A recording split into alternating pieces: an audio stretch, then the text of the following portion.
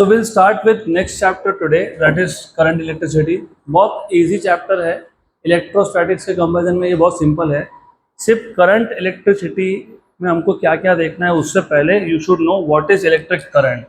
तो if you look at the sequence of chapters, last chapter हमने जो देखा था वो था इलेक्ट्रोस्टैटिक्स। इलेक्ट्रो मतलब चार्जेस, स्टैटिक मतलब एट रेस्ट, बराबर। तो electrostatics is the study of charges at rest. लेकिन जब चार्जेस मूव होने लगते हैं तो when charges are in motion वो क्या होता है? करंट। क्या होता है? करंट। तो इसलिए इलेक्ट्रोस्टैटिक्स के बाद का जो chapter that is current electricity. Current electricity, by the way, current electricity से वो जो ट्यूबलाइट चल रहा है ना वहाँ पे, उसका जरा करंट बंद कर दो, थैंक यू। बट ओके, तो ये करंट इलेक्ट्रिसिटी में क्या देखना है we will see, but will go through some basics. सबसे पहले आपको पता होना चाहिए how do you define current, what is current. when an electric charge moves it constitutes current। तो जब चार्ज मूव होने लगता है तो वो क्या बनाता है? करंट। तो सबसे पहले पता होना चाहिए, तो करंट होने के लिए क्या कंपलसरी है? Moving charges. क्या कंपलसरी है? Moving charges. क्या कंपलसरी है? Moving charges. तो when electric charges moves, electric charges moves, they constitute electric current, they constitute electric current, constitute electric current। Good. अब यू नो किसी भी एक कंडक्टर में दो टाइप के चार्जेस थे। कौन से दो टाइप के? फ्री चार्जेस और बाउंड चार्जेस। फ्री चार्जेस कौन थे? इलेक्ट्रॉन्स। तो conductor contains large number of electrons. तो अ कंडक्टर कंटेन्स, कोई भी कंडक्टर होगा तो उसमें हमेशा क्या होता है? Large number of free electrons. तो conductor contains large number of free electrons which are in random motion, which are in state of random motion। अभी इसका मतलब क्या होता है? which are in a state of random motion मतलब क्या? For example अगर मैं एक कंडक्टर लेता हूँ, ऑफ कोर्स आपको पता होना चाहिए कि कंडक्टर मतलब सॉलिड होता है। तो कंडक्टर मतलब सॉलिड होता है, तो हमारे पास एक कंडक्टर है, ये एक कंडक्टर है, इसमें फ्री इलेक्ट्रॉन्स है, और जो फ्री इलेक्ट्रॉन्स है वो रैंडमली मूव हो रहे हैं।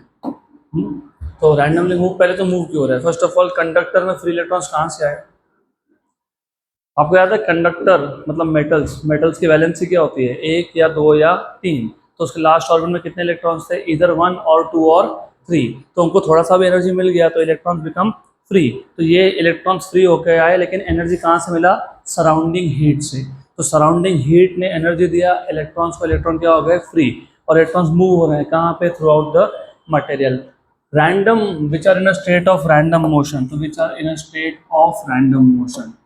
रैंडम मोशन का मतलब क्या होता है? What is random motion? कोई भी इलेक्ट्रॉन कहीं पे भी जा रहा है विथ एनी स्पीड। तो जब एक पर्टिकुलर डायरेक्शन ऑफ मोशन नहीं हो ना, जब एक पर्टिकुलर डायरेक्शन ऑफ मोशन नहीं हो, इलेक्ट्रॉन्स कहीं पे भी मूव हो रहे हैं with all the possible speed, उसको क्या बोलते हो? क्या बोलते हो? Random motion. अभी आपने बोला, आपने ही बताया, इलेक्ट्रिक चार्जेस जब मूव होते हैं तो क्या मिलता है? Electric current. यहाँ पे इलेक्ट्रिक चार्जेस मतलब इलेक्ट्रॉन क्या हो रहे हैं? मूव। तो इलेक्ट्रिक करंट है कि नहीं है? है कि नहीं है? यस और नो? नो। Why no? तुमने बोला ना चार्जेस मूव होंगे तो करंट होगा, तो चार्जेस तो मूव हो रहे हैं, रैंडम मोशन है, उससे क्या हुआ? Specific direction. Very good. तो करंट तब मिलता है when the charges move in a specific direction. तो यहाँ पे ऐसा है ना, अगर मैं इस कंडक्टर का एक क्रॉस सेक्शन ले लेता हूँ, क्रॉस सेक्शन मतलब एक एरिया, मैं चेक करता हूँ कि इस एरिया में से कितने इलेक्ट्रॉन्स लेफ्ट से राइट गए और कितने राइट से लेफ्ट आए। तो रैंडम मोशन में the number of charges crossing any या passing through any cross section, ये होता है जीरो। नेट चार्ज कितना हो गया? जीरो। क्यों? क्योंकि जितने इलेक्ट्रॉन्स लेफ्ट से राइट आए उतने के उतने राइट से लेफ्ट आ गए, तो what is the net charge? 0। तो रैंडम मोशन में नेट चार्ज कितना होता है? 0। तो in a state of random motion net charge passing through any cross section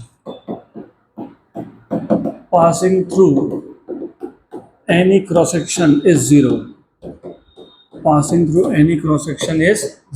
कितना होता है? 0, राइट? नेट चार्ज 0 है, therefore the current is also 0.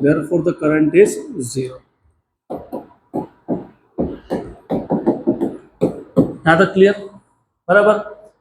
अब फिर इलेक्ट्रिक करंट मिलेगा कब? तो जब आप एक कंडक्टर को एक बैटरी या सेल कनेक्ट करते हो, तो व्हेन अ बैटरी और cell is connected across the conductor, उस केस में यू मस्ट नो, ये एक कंडक्टर था, इसमें इलेक्ट्रॉन्स थे जो रैंडम मोशन परफॉर्म कर रहे थे।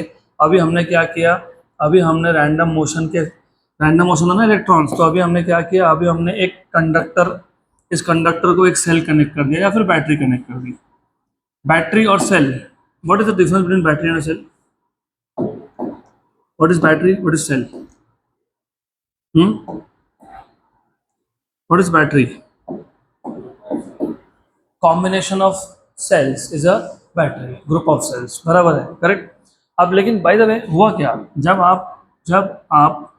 आपने कंडक्टर को एक बैटरी या एक सेल कनेक्ट किया तो क्या हुआ? पहले बात तो सेल या बैटरी, उसका एक टर्मिनल क्या होता है? नेगेटिव, एक क्या होता है? पॉजिटिव।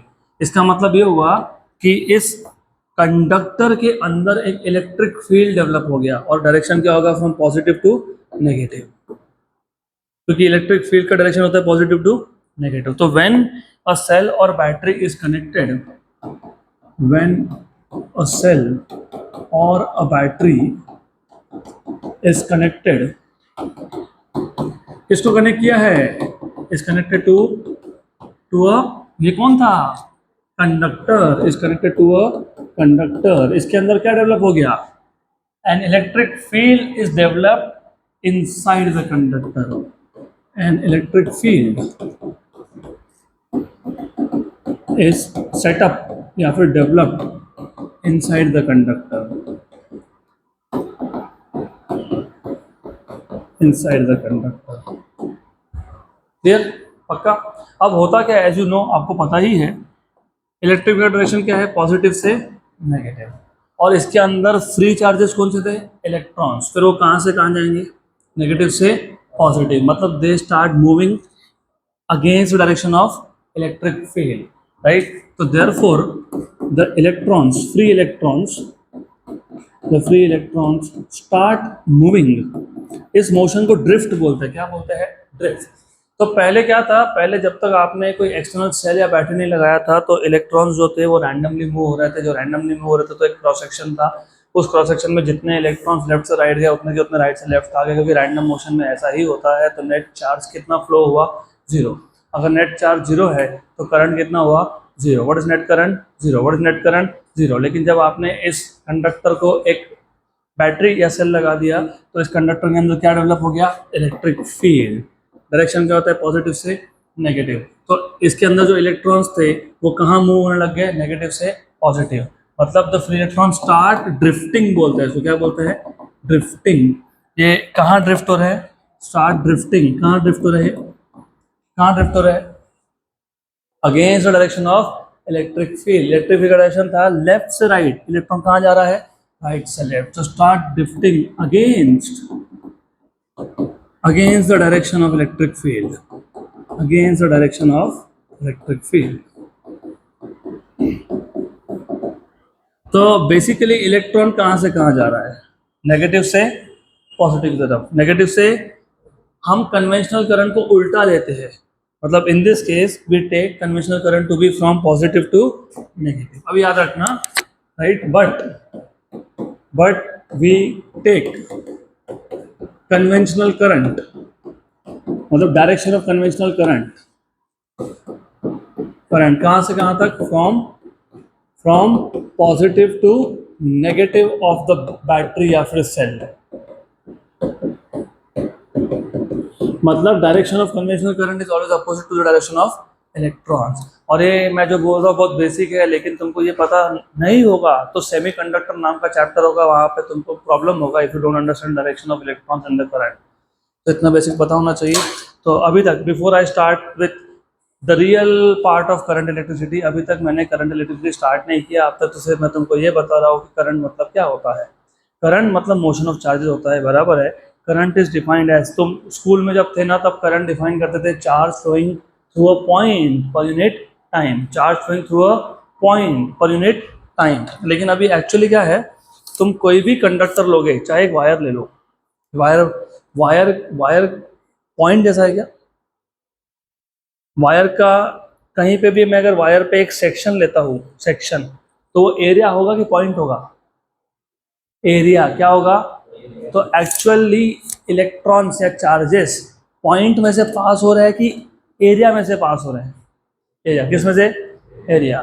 तो जब तुमने कंडक्टर लिया, ऑलरेडी उसमें फ्री इलेक्ट्रॉन्स थे जो मोशन में थे, लेकिन वो एक एरिया, एक क्रॉस सेक्शन से पास हो रहे हैं। जितने चार्जेस लेफ्ट से राइट जा रहे हैं उतने के उतने राइट से लेफ्ट, जितने लेफ्ट से राइट उतने के उतने राइट से लेफ्ट। तो नेट चार्ज कितना हो गया? 0। Net charge flowing through any cross section is 0। यहाँ तक क्लियर? पक्का? हमने एक सेल लगा दिया, बैटरी लगा दिया, उसने कंडक्टर के अंदर क्या डेवलप कर दिया? Electric field. इलेक्ट्रिक फील्ड का डायरेक्शन होता है पॉजिटिव से नेगेटिव। तो इलेक्ट्रॉन कहाँ से कहाँ जा रहे हैं? नेगेटिव टू पॉजिटिव, बराबर? करेक्ट। और कन्वेंशनल करंट का डायरेक्शन हम कैसे लेते हैं? Opposite to that of motion of electrons. तो what is the direction of conventional current? From positive terminal towards negative. Very good. तो अब इतना बेसिक पता है, तो अब हमको स्टार्ट करना है किरचॉफ्स लॉ। करंट इलेक्ट्रिसिटी के लिए आपको किरचॉफ्स के 2 लॉ मोस्ट इंपॉर्टेंट है। तो we will have to see what are this Kirchhoff's laws. लेकिन किरचॉफ्स लॉ ये समझने से पहले आपको एक इलेक्ट्रिकल सर्किट के कुछ बेसिक पता होने चाहिए। इलेक्ट्रिकल सर्किट में कुछ बेसिक टर्म्स होंगे जो पता होना चाहिए, जैसे जंक्शन क्या होता है। So you should know what is a junction. Then उसके बाद you should know what is electrical network. Electrical network. Then you should know what is a branch. And you must know what is a loop. आपको current electricity में सबसे important topic कोई है तो वो है किरचॉफ्स लॉस। किरचॉफ्स लॉस तो 2 law है, first law and second law. लेकिन किरचॉफ्स लॉ समझने से पहले एक इलेक्ट्रिकल सर्किट के कुछ बेसिक कॉन्सेप्ट होते हैं जो पता होने चाहिए। एक है जंक्शन, एक है इलेक्ट्रिकल नेटवर्क, एक है ब्रांच और एक है लूप। तो मैं सबसे पहले यही बताता हूँ क्योंकि फिर समझ में नहीं आता। मैंने जंक्शन वर्ड यूज़ किया, पता नहीं, जंक्शन का मतलब भी पता नहीं, तो फिर कैसे समझेगा आगे? चलो मुझे बताओ, रियल लाइफ में, प्रैक्टिकल लाइफ की बात करो, व्हाट इज जंक्शन? हम बोलते हैं ना मनमाड़ जंक्शन है, लेकिन ये जंक्शन नहीं है।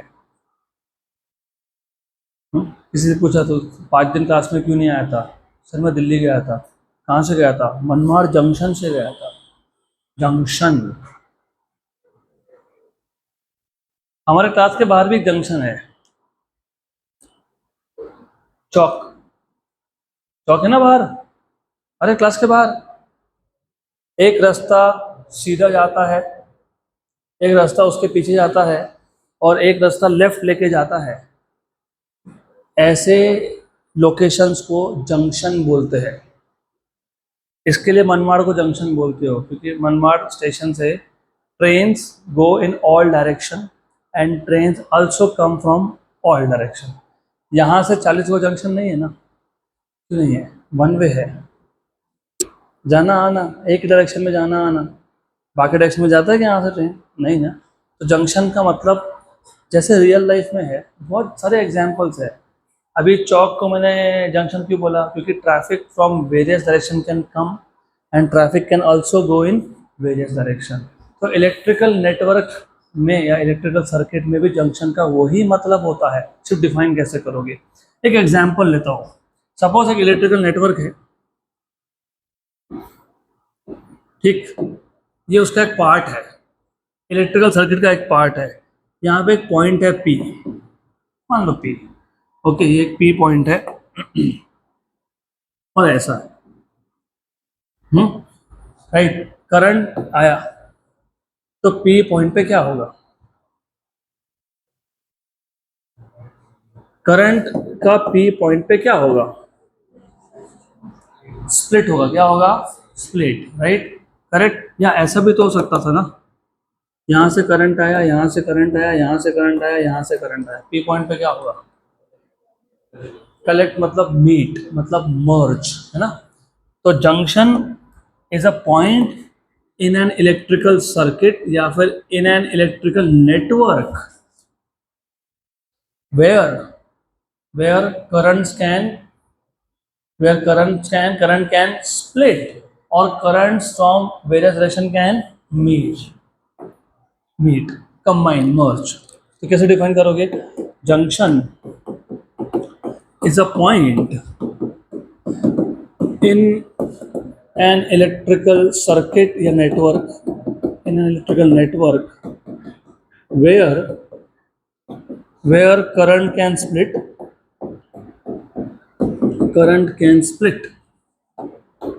or current can meet from various direction and current can meet coming from various direction,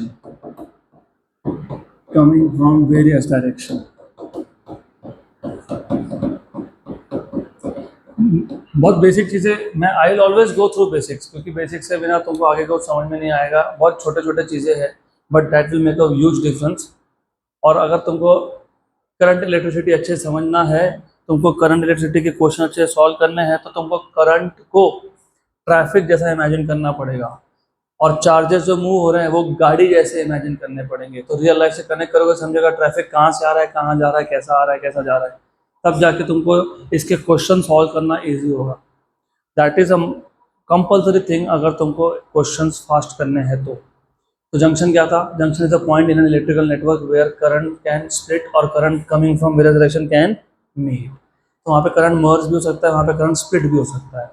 what is electrical network? Electrical network is a combination of various electrical components and sources of दिया ना, sources of EMF।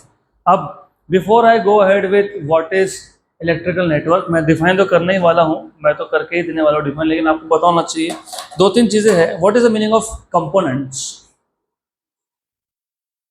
Components,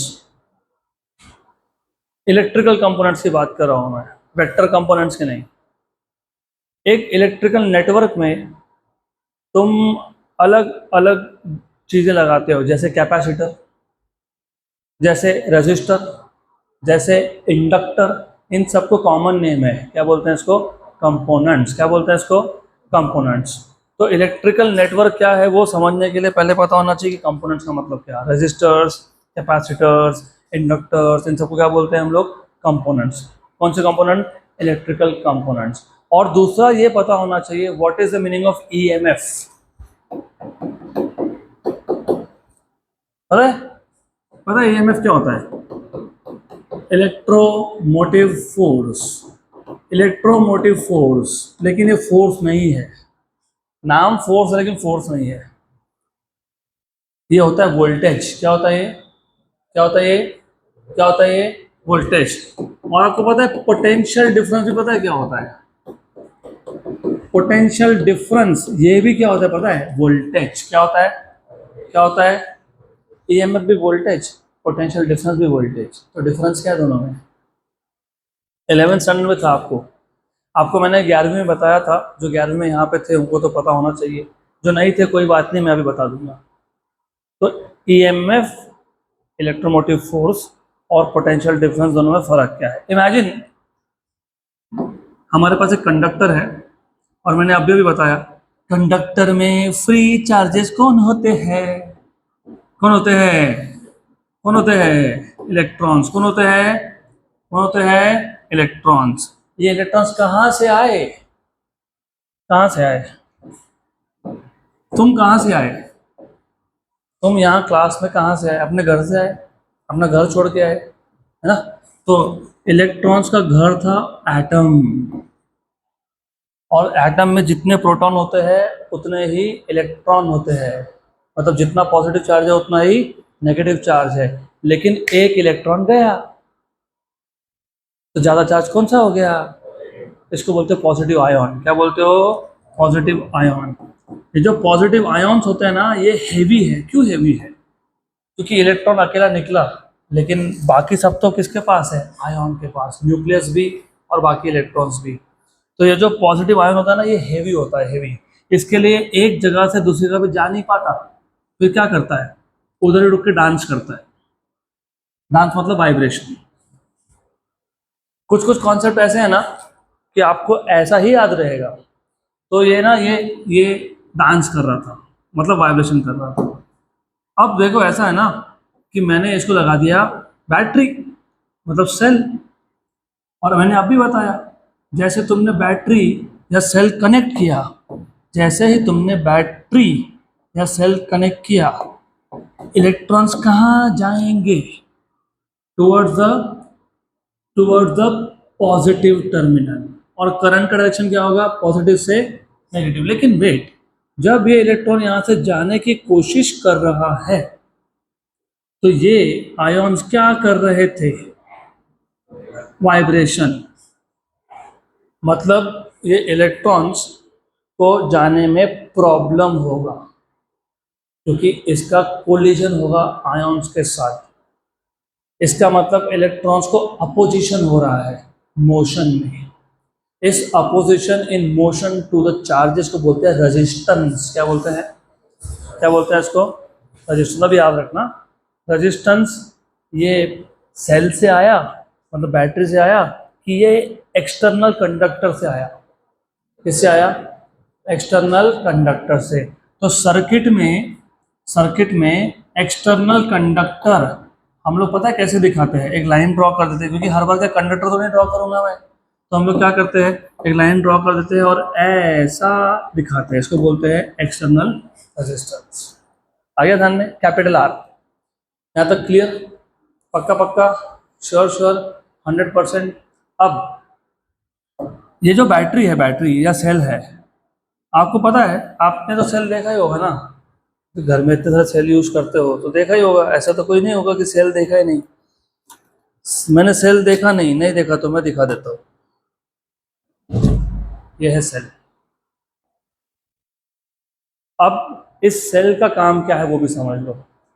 ये जो charges, मतलब electrons negative terminal से निकल रहे थे, उसको किस में से पास होके आना है? रेजिस्टेंस, एक्सटर्नल कंडक्टर से। रेजिस्टेंस क्या करता है? अपोज। मतलब इन चार्जेस को हमको पुश करना पड़ेगा, मतलब क्या करना पड़ेगा? एनर्जी देना पड़ेगा। क्या करना पड़ेगा? To overcome this resistance. वो एनर्जी कौन देगा? पता है कौन देगा? सेल। कौन देगा? कौन देगा? सेल। कौन देगा? सेल। क्यों देगा? To so that the electron और charges can overcome external resistance. पक्का? बराबर? अब इमेजिन हमको एक यूनिट चार्ज को, यूनिट चार्ज मतलब 1 कूलम का चार्ज। कितना चार्ज? 1 coulomb.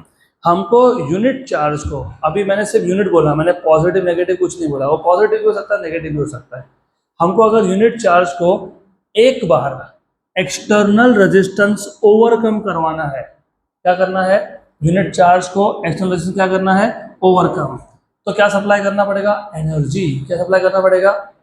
So the energy required by a unit charge to overcome external resistance is known as potential difference.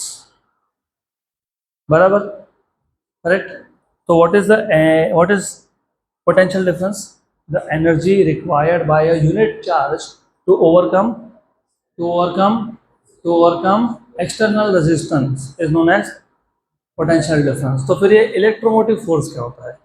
अब देखो ऐसा है, ये जो सेल है इसका रोल क्या है? एनर्जी प्रोवाइड करना, किसको? चार्ज को। क्यों? क्योंकि वो चार्ज एक्सटर्नल रेजिस्टेंस को क्या कर पाए? ओवरकम। लेकिन ये जो सेल है ये भी तो किसी मटेरियल से बना है ना, मटेरियल है ना ये। हर एक मटेरियल का खुद का कुछ रेजिस्टेंस होता है। क्या होता है? रेजिस्टेंस। क्या होता है? तो ये जो सेल है, ये सेल का खुद का कुछ रेजिस्टेंस है, क्योंकि सेल जिस मटेरियल से बना है उसका खुद का रेजिस्टेंस है। तो उसको दिखाते कैसे हैं? सेल के बाद हम एक रेजिस्टेंस दिखाते हैं, इसके आगे लिखते हैं स्मॉल आर। क्या लिखते हैं? Small r. क्या लिखते हैं? Small r. और उसको हम ऐसा रेक्टेंगुलर ब्रैकेट में दिखा देते हैं।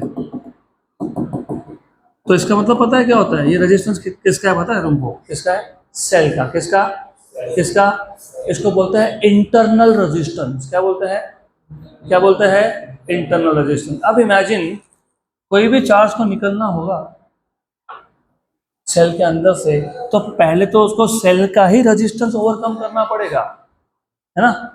बराबर ना? करेक्ट ना? तो चार्ज निकला, पहले किसको ओवरकम किया?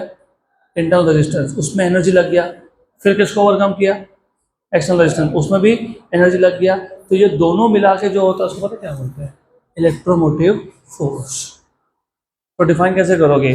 The energy required to circulate unit charge once round the complete circuit. The energy required to circulate unit charge once round the complete circuit. Complete word क्यों इंपॉर्टेंट है? क्योंकि कंप्लीट में दोनों आ गए ना, इंटरनल और external. Is known as electromotive force, and the energy required just to overcome external resistance is called as potential difference. याद रहेगा पक्का? तो what is the energy required to overcome only external resistance? Potential difference. And the energy required to circulate unit charge once on the complete circuit, वो क्या होगा? वो क्या होगा? Electromotive force. पक्का याद रहेगा? क्योंकि अब ये नहीं याद है तो आगे तुमको कुछ समझ में नहीं आएगा। फिर तो पहले तुमको पता होना चाहिए कि ईएमएफ क्या होता है। ईएमएफ फोर्स नहीं होता है, क्या होता है? एनर्जी। क्या होता है? क्या होता है? Very good. अब इलेक्ट्रिकल नेटवर्क क्या होता है? इलेक्ट्रिकल नेटवर्क मतलब ऐसा नेटवर्क जिसमें तुमको कुछ सोर्सेस ऑफ ईएमएफ दिखेंगे। एक सेल, दो सेल, एक बैटरी, दो बैटरी, और उसमें तुमको कुछ कंपोनेंट्स भी दिखेंगे, इलेक्ट्रिकल कंपोनेंट, जैसे रेजिस्टेंस और कैपेसिटर। इसको क्या बोलते हो? Electrical network. क्या बोलते हैं इसको? Electrical network. तो electrical network it is a combination of electrical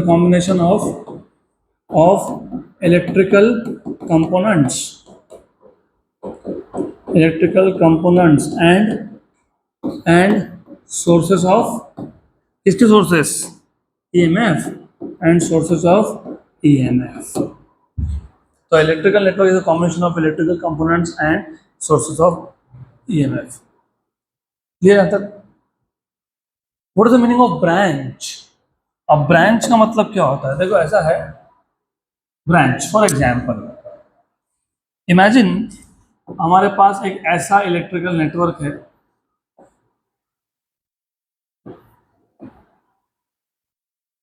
और यहाँ पे मैंने बैटरी कनेक्ट कर दी। बाय द वे ये सीरीज में कि पैरेलल में? पैरेलल। तो अगर तुम देखोगे ना, ये एक जंक्शन पॉइंट है, क्योंकि करंट अगर यहाँ पे आता है तो यहाँ से करंट को स्प्लिट होने के लिए दो डायरेक्शन है। और यहाँ देखोगे तो ये भी एक जंक्शन पॉइंट है, ये भी एक जंक्शन पॉइंट है, ये भी एक जंक्शन पॉइंट है। ये दोनों जंक्शन पॉइंट नहीं है, क्योंकि करंट ए पे आया तो उसको दो डायरेक्शन थे, करंट बी पे गया तो भी उसको दो डायरेक्शन थे, करंट सी पे आया तो दो डायरेक्शन नहीं है, डी पे आया तो भी दो डायरेक्शन नहीं है। तो सी और डी जंक्शन है क्या? नहीं, राइट। ई पे आया तो दो डायरेक्शन है, यस। एफ पे आया तो वापस से क्या है? दो डायरेक्शन। तो ए बी ई और एफ क्या है? जंक्शन है, राइट, करेक्ट। तो ब्रांच क्या होता है? Branch is any part of the network which lies between two junctions. तो यहाँ पे ए और एफ में जो पार्ट है नेटवर्क का, उसको क्या बोलोगे? ब्रांच। बी और ई में जो है क्या बोलोगे? ब्रांच। और ये भी बी और ई में ही तो है, ये भी क्या है? branch. So how do you define branch? It is a part of electrical network which lies between two junctions. So it is a part of electrical network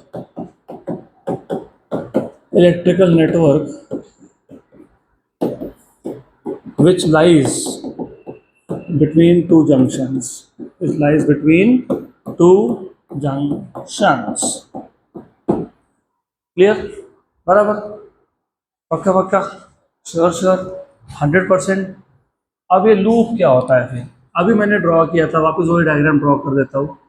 easy to understand है, इसके लिए वही डायग्राम वापस देख लेते हैं.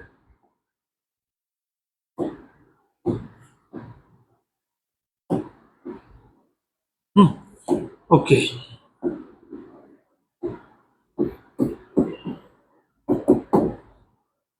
बराबर. अब देखो ऐसा है, इफ यू सी, ये एक क्लोज्ड पाथ है. क्या ये? Closed path. और ये कंडक्टिंग है क्योंकि ये वायर से कनेक्ट है ना. तो वायर्स करंट को क्या करता है? कंडक्ट करता है. क्या करता है? कंडक्ट, है ना. करंट को कंडक्ट करेगा ना वायर. तो what is loop? It is a closed conducting path. Close है ना, क्लोज जहां से स्टार्ट हो तो वहां ही क्या हो गया? खत्म. तो अ closed conducting path in an electrical network is known as loop. ये एक लूप है. ये भी क्या है? एक लूप है. और अगर तुम देखोगे तो यहां से यहां तक ये भी क्या है? लूप है. तो लूप को डिफाइन कैसे करोगे? It is a closed conducting path in an electrical network. तो इट इज अ क्लोज्ड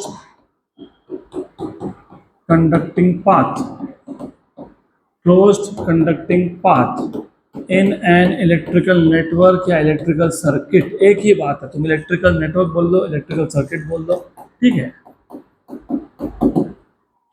यहाँ तक क्लियर? पक्का? तो now you are prepared to start with Kirchhoff's law. तो इम्पोर्टेंट ये था, हमको चालू करना था current electricity. By the way, current electricity इस चैप्टर में तुमको दो ही काम करने हैं. सिर्फ दो. Number 1, to find out unknown resistance. अगर आपको 11वीं का थोड़ा सा बेसिक याद है, इसलिए मैं बार बार बोलता हूँ कि तुमको 11th याद रखना पड़ेगा. आपको याद है 11th स्टैंडर्ड में हमने एक कलर कोडिंग स्कीम सीखा था रेजिस्टेंस का वैल्यू निकालने के लिए. याद है?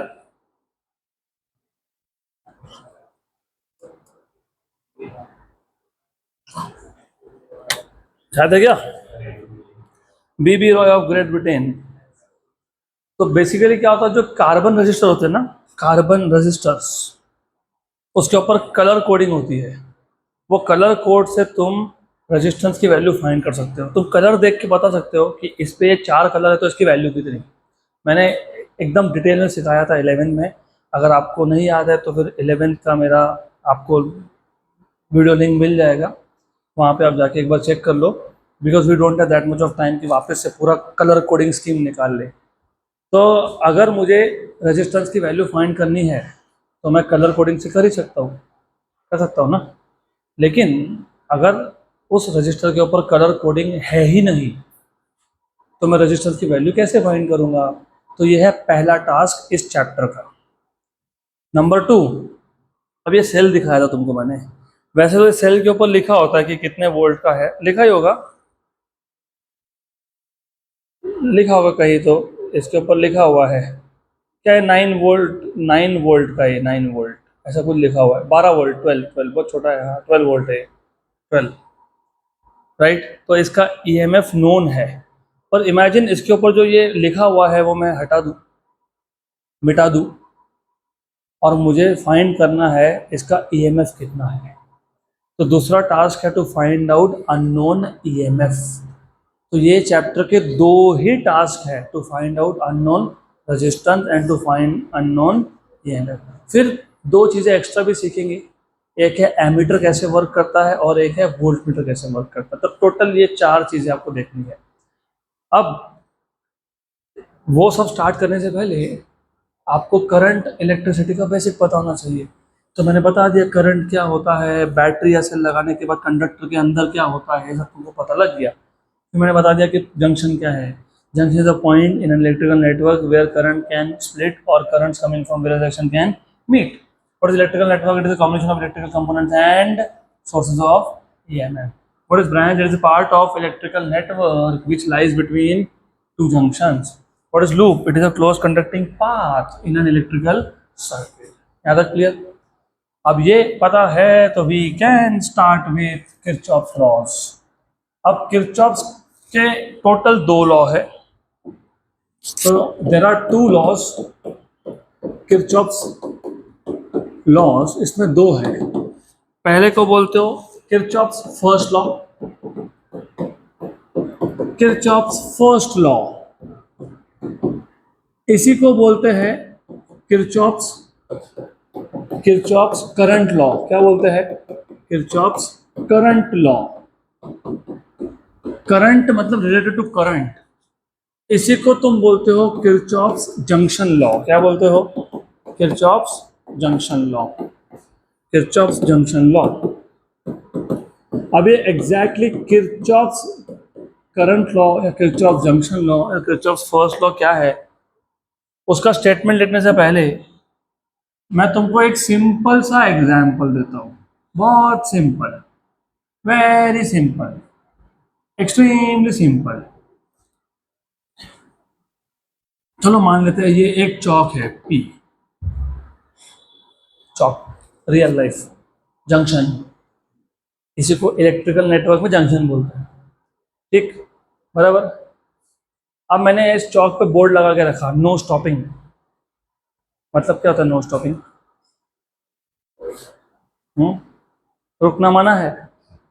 सही है. तो यहाँ से जो ट्रैफिक आया, यहाँ से जो ट्रैफिक आया वो अल्टीमेटली या तो यहाँ जाएगा या तो फिर यहाँ जाएगा. बराबर. मतलब sum of, addition of all the charges या फिर ऑल द व्हीकल्स, गाड़ी एट P इज 0, क्योंकि रुकना मना था. करेक्ट, बराबर. अब इसी को तुम करंट के टर्म्स में सोचो. अगर एक जंक्शन है, उस जंक्शन पे चार्जेस रुकते नहीं है. मतलब चार्जेस आते हैं और चार्जेस जाते हैं. चार्जेस आते हैं, चार्जेस जाते हैं. चार्जेस आते हैं जाते हैं, इसको क्या बोलते हो? करंट. क्या बोलते हो? करंट. तो पता है एक लॉ बन जाता है, इसको बोलते हैं किरचॉफ्स करंट लॉ. इसको स्टेटमेंट कैसे लिखते हो? The algebraic sum of, what is the meaning of algebraic sum? Addition.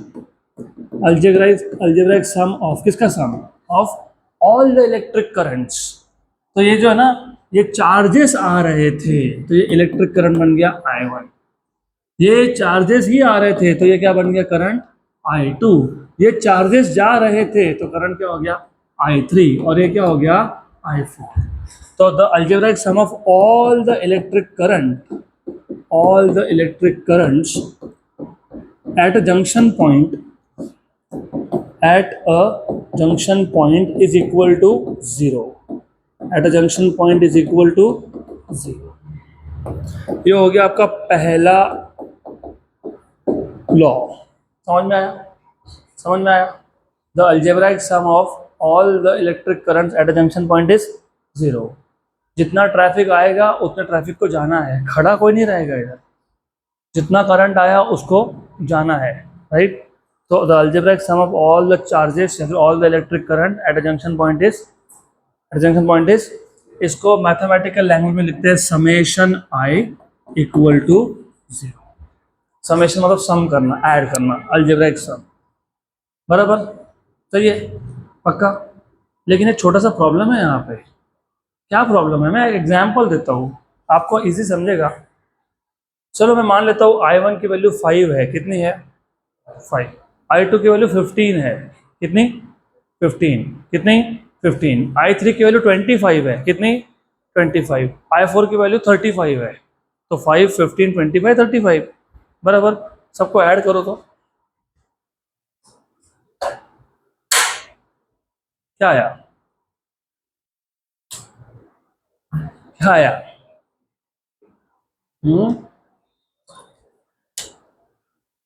80. ठीक है, 70 80 जो भी आया आया, लेकिन जीरो नहीं आया ना। जीरो आया क्या? तुम तो बोल रहे हो समेशन इज जीरो। जब तुम्हारे पास चार नंबर है, चारों पॉजिटिव है, तो एडिशन जीरो हो ही नहीं सकता। इसके लिए हम बनाते हैं रूल्स, उसको बोलते हैं कन्वेंशंस। क्या बोलते हैं उसको? कन्वेंशंस। अब कन्वेंशन क्या है वो भी, अरे तुम चिंता मत करो, तुमको इजीली याद रहेगा। मैंने तुमको बोला था कि पहले 3 चैप्टर ही डिफिकल्ट है, उसके बाद तो क्या नींद में से उठ के तुम फिजिक्स लिखोगे, अब कोई प्रॉब्लम नहीं है। उसको बोलते हैं साइन कन्वेंशंस। अभी मजेदार भी बहुत है ये। तो साइन कन्वेंशन क्या है? पहला रूल, साइन कन्वेंशन मतलब रूल्स। पहला रूल ऐसा है, जितने भी करंट जंक्शन के तरफ जा रहे होंगे, कौन से जा रहे हैं? I1 एंड I2, इसको हम लोग पॉजिटिव लेंगे। क्या लेंगे? पॉजिटिव। और जो भी जंक्शन से दूर जा रहे होंगे उसको नेगेटिव। राइट, बराबर। तो पहला law, all the currents entering a junction,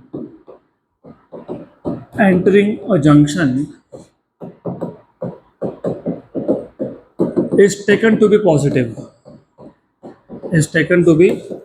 positive, and all the currents leaving a junction are taken to be negative. All the currents leaving a junction are taken to be negative.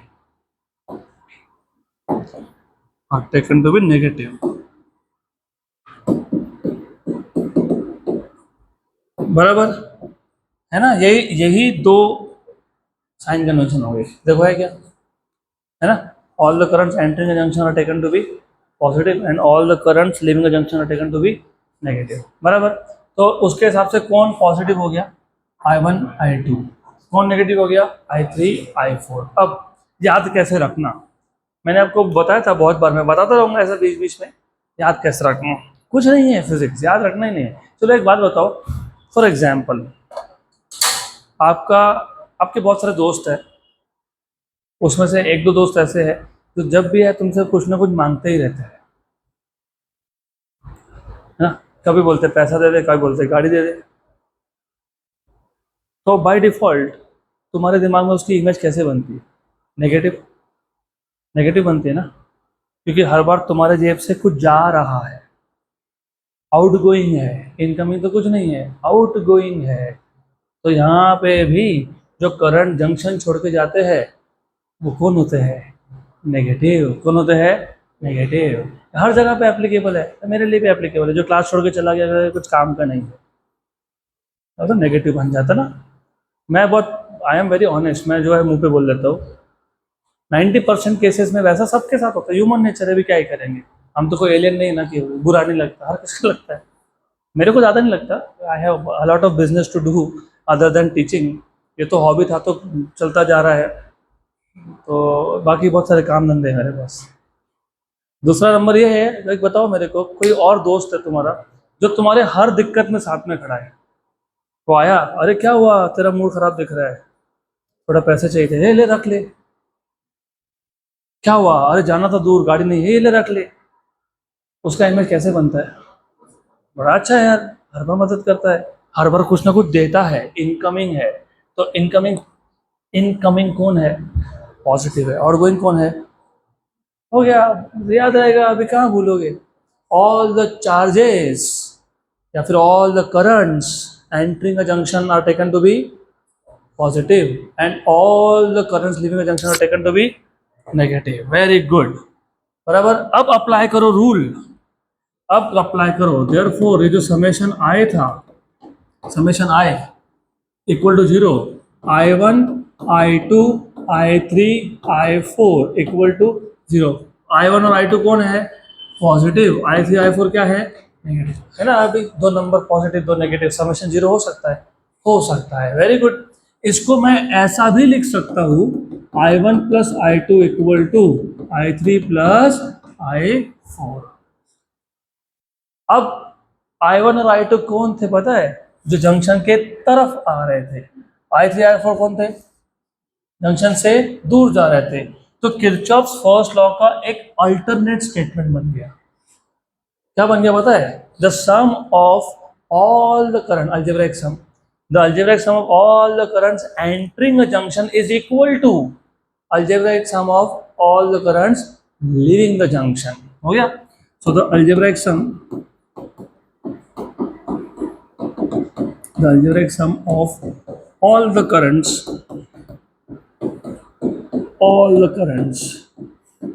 entering a junction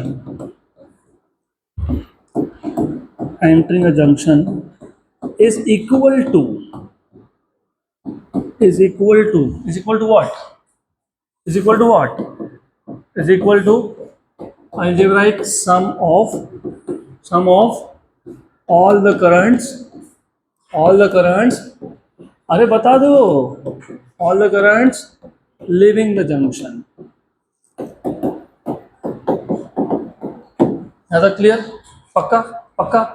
अब ये जो law है ना, अभी इस पे भी CET में क्वेश्चन आया था, नीट में भी क्वेश्चन आया था, जेई में नहीं आते वैसे क्वेश्चन, लेकिन सीईटी नीट में आया है. नीट का I am not sure, CET में 100% आया है. क्वेश्चन ऐसा था, Kirchhoff's first law obeys conservation of mass, conservation of energy, conservation of charge, ऐसे 3-4 ऑप्शन थे, 4 ऑप्शन थे ऑफकोर्स. तो क्या लगता है, it obeys what? Conservation of charge. सही बात है. अभी तो बोला जंक्शन पे रुकना मना है, जितने आए उतने गए.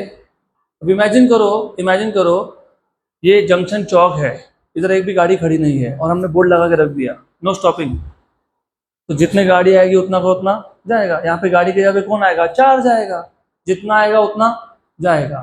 राइट. तो Kirchhoff's first law obeys conservation of charge.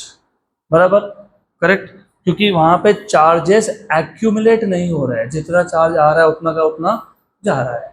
ये था किरचॉफ्स फर्स्ट लॉ. मैं एक बार वापस रिपीट कर देता हूँ, बहुत सिंपल सा लॉ है.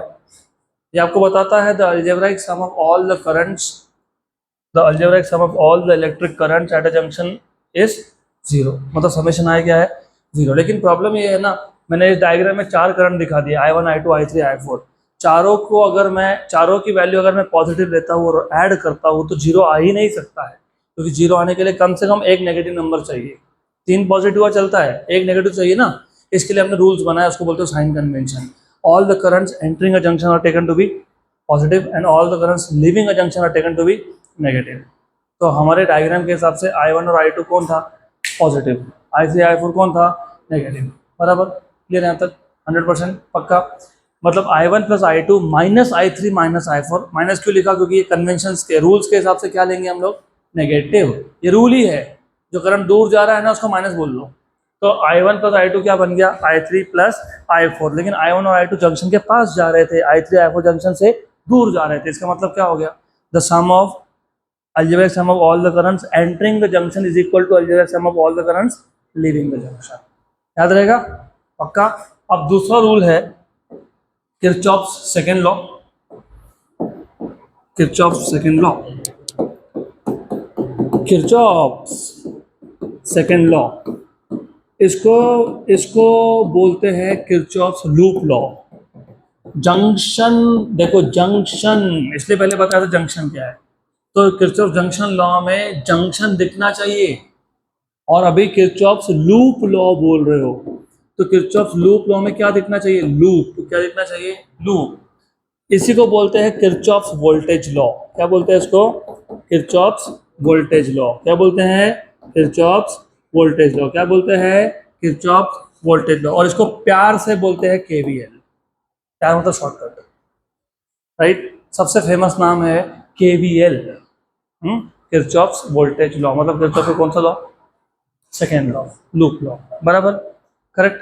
अब ये क्या है मैं बताता हूँ आपको, लेकिन उससे पहले चलो एग्जाम्पल, सिंपल एग्जाम्पल लेंगे. अब इमेजिन एक सर्किट था,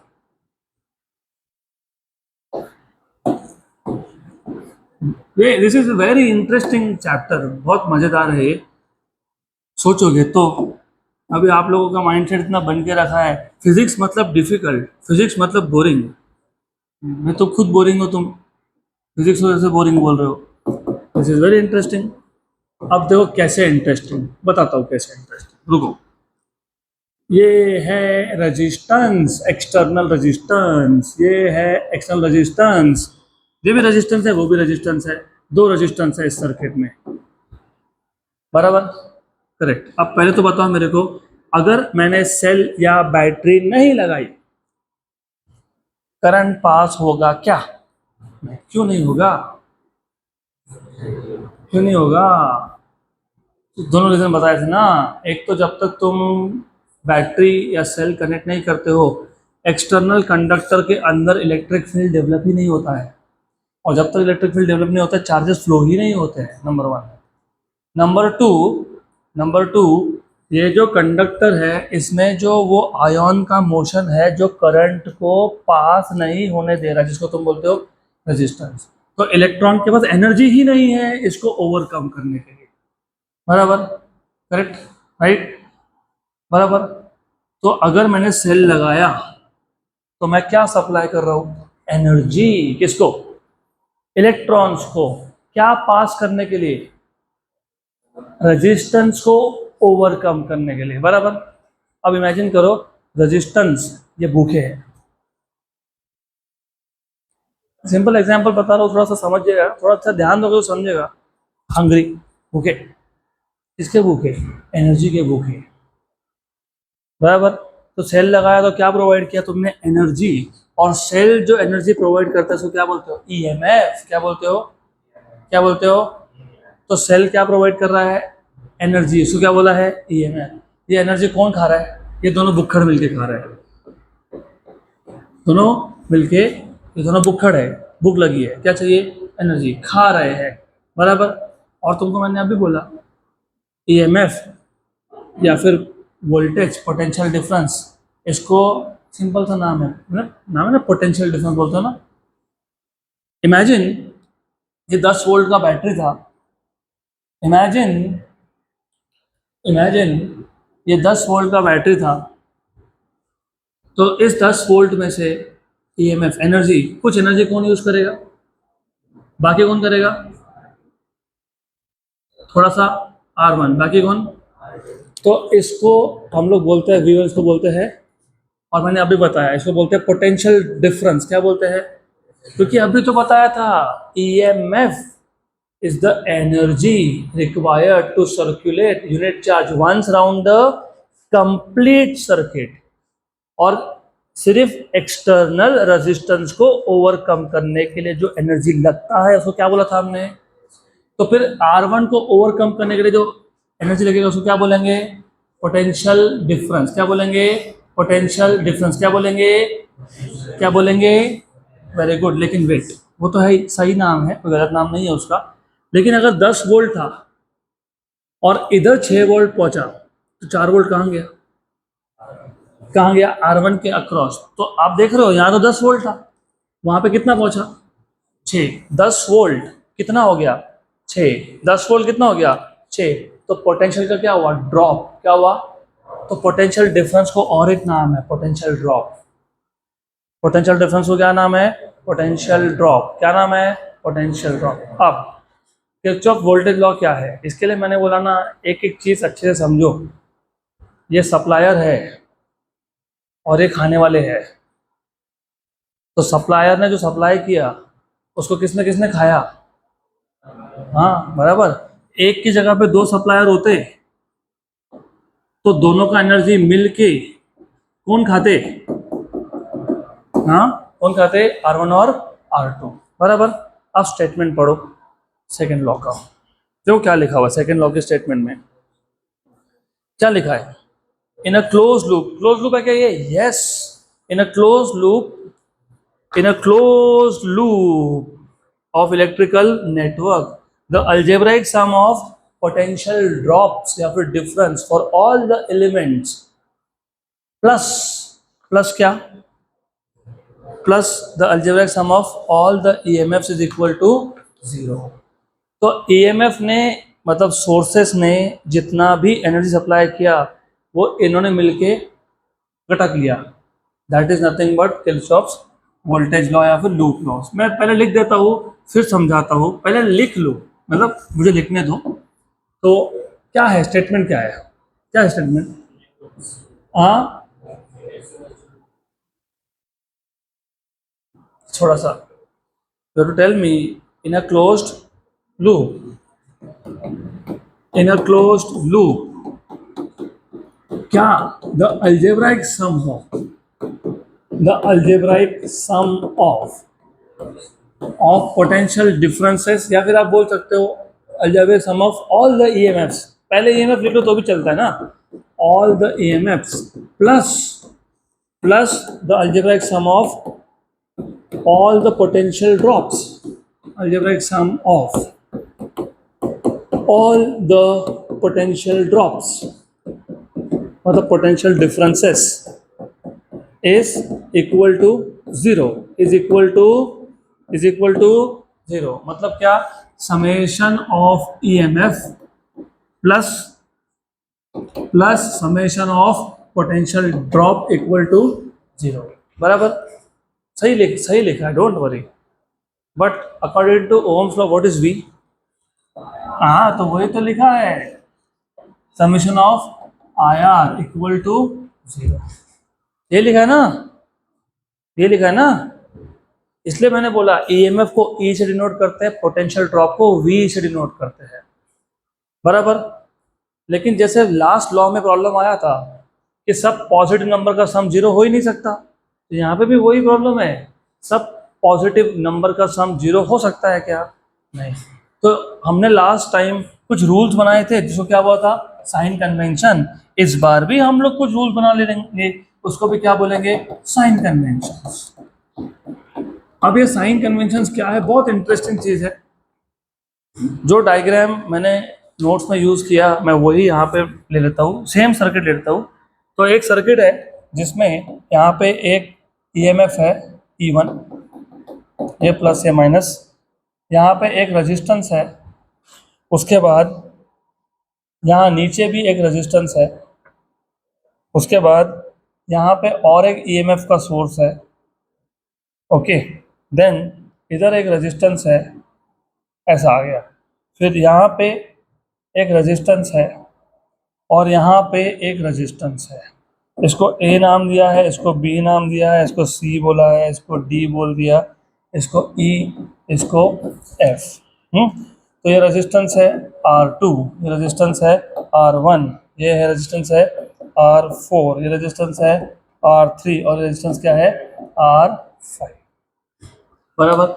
अभी जो मैं तुमको दो कन्वेंशन बताने वाला हूँ वो इम्पोर्टेंट है, इसके लिए पता होना चाहिए। सबसे पहले ये बताओ करंट का डायरेक्शन कहाँ से कहाँ होता है, पॉजिटिव से नेगेटिव। तो जो E1 है उसके लिए करंट यहाँ से निकला I1 और जो E2 है उसका करंट यहाँ से निकला I2, ये जंक्शन था, राइट, यहाँ पे दोनों आ गए साथ में गए, I1 प्लस I2, ये भी आपके जैसे ही है। आप कैसे करते हो, अपने दोस्त को बोलते हो ना फ़ोन करके, क्या कर रहा है, चल कुछ नहीं टाइम पास करो, चल एक काम कर, मेरे को काम है, साथ में जाते हैं। मैं पागल है क्या, इतना दूर तेरे घर पे आऊँगा मैं, ऐसा करना, वो बीच में चौक है ना, मैं भी उधर आता हूँ, तू भी उधर आ, तेरी गाड़ी लगा देंगे, मेरी गाड़ी पे जाएंगे, तू भी उधर आ, मैं भी उधर आता हूँ, साथ में जाएंगे, हो गया। फिर यहाँ पे आए, बराबर, करेक्ट, बहुत लेट हो गया, चल ठीक है तू अपने घर पे जा, मैं अपने घर पे जाता हूँ, गाड़ी बाद में ले लेंगे ना, पैदल आए थे बस, हो गया। तो I1 का घर E1 है तो वो अपने घर में जाएगा और I2 का घर E2 है। This is how you will remember, बहुत फंडामेंटल चीज़ है ये, this is something that you need to understand कि ऐसा ही याद रखना पड़ता है साइंस। अब आपकी गड़बड़ी इधर होती है, फिजिक्स डिफिकल्ट है, मैं तो सुन के बोर हो गया, अरे कैसे डिफिकल्ट है, इतना तो सिंपल है। अच्छा अब रूल बना लेते हैं, साइन कन्वेंशन क्या है। देखो ऐसा है ना, समेशन पॉजिटिव नंबर्स का सम तो जीरो हो नहीं सकता, मतलब कुछ तो नेगेटिव होगा यहाँ। तो रूल नंबर 1, अब पहले तो पता होना चाहिए ट्रेसिंग का मतलब क्या, पता है कि ट्रेस करना मतलब क्या, एक पाथ को फॉलो करने को बोलते हैं ट्रेसिंग, है ना, ट्रेसिंग। फॉर एग्जाम्पल तुम घर पे गए, तुमको समझा अरे मेरा वॉलेट गिर गया, फिर क्या करते हो, फिर सोचते हो मैं कहाँ कहाँ से गया था, फिर वहाँ जाके देखते हो, that is tracing A circuit, सही, क्लियर।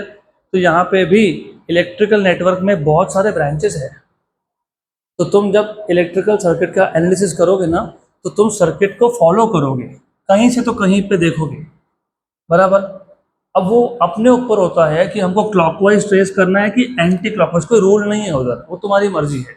लेकिन जब तुम एक सर्किट को ट्रेस कर रहे हो और करंट का डायरेक्शन भी वही है, तो you are tracing in the direction of current. अभी मैंने बताया जहां जहां रेजिस्टेंस है वहां वहां पोटेंशियल का क्या होता है, ड्रॉप। क्या होता है, ड्रॉप। तो remember, while tracing a circuit, if you are tracing the circuit in the direction of current, तो potential drop is taken to be negative।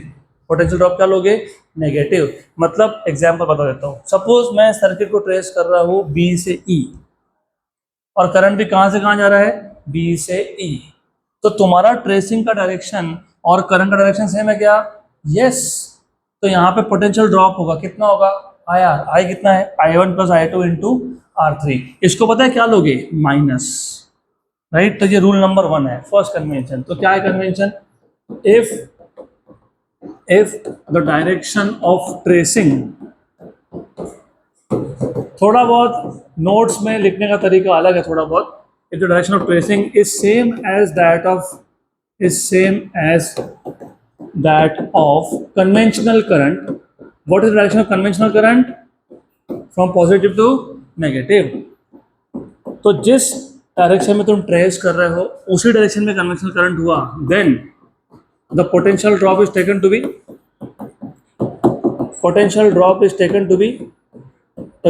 B क्या लोगे इसको, नेगेटिव। मतलब मैं एक ब्रांच को ट्रेस कर रहा था, वहां पे करंट आई था, रेजिस्टेंस आर था, तो पोटेंशियल ड्रॉप कितना हुआ, आई आर। लेकिन मैं अगर ट्रेस कर रहा हूँ इन द डायरेक्शन ऑफ करंट के डायरेक्शन में ही ट्रेस कर रहा हूँ, तो पोटेंशियल ड्रॉप को क्या लिखूंगा मैं, माइनस आई आर। क्या लिखूंगा, और अगर अपोजिट ट्रेस कर रहा हूँ तो क्या लिखूंगा, प्लस आई आर। क्या लिखूंगा, तो if the direction of tracing is opposite to that of conventional current, then the potential drop is taken to be positive, बराबर। If the direction of tracing is same as that of conventional current, then potential drop is negative, and if the direction of tracing is opposite to that of conventional current, then positive। तो मैं एक काम करता हूँ, single sentence में खत्म करता हूँ। If the direction of tracing is same as that of conventional current, then the potential difference taken to be negative, otherwise positive। मतलब otherwise मतलब अगर इसका उल्टा हुआ तो, बराबर, पक्का, श्योर। तो याद रखना, अगर ट्रेसिंग करंट के डायरेक्शन में है तो पोटेंशियल ड्रॉप माइनस लेंगे, और अगर डायरेक्शन ऑफ ट्रेसिंग और करंट का डायरेक्शन अपोजिट तो क्या लेंगे, प्लस लेंगे। अब दूसरा रूल, सर्किट को ट्रेस करते करते क्या सिर्फ रेजिस्टेंस आने वाला है क्या, सेल नहीं आएगा, बैटरी नहीं आएगा, आएगा ना।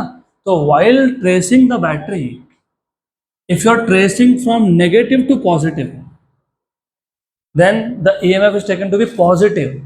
मतलब तुम अगर बैटरी के नेगेटिव से पॉजिटिव पे जंप कर रहे हो तो EMF क्या लोगे, पॉजिटिव, और अगर पॉजिटिव से नेगेटिव जंप कर रहे हो तो नेगेटिव। Very good. तो while tracing a battery,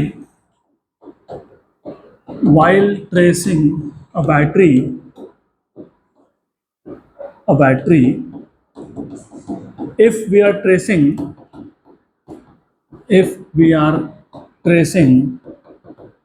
from its negative terminal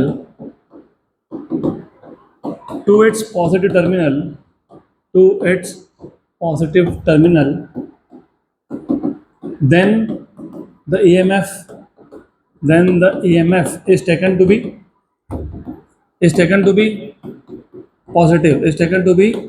positive, otherwise negative। ऐसा क्लियर, पक्का, श्योर, 100%, गुड। अब तो ये किरचॉफ्स वोल्टेज लॉ है, किरचॉफ्स लूप लॉ है। इसका एप्लीकेशन, इसका मैं एक एग्जांपल लूंगा, that I will continue tomorrow. तो इतना तुम पहले रिवाइज करके आओ आज। So that's it for today.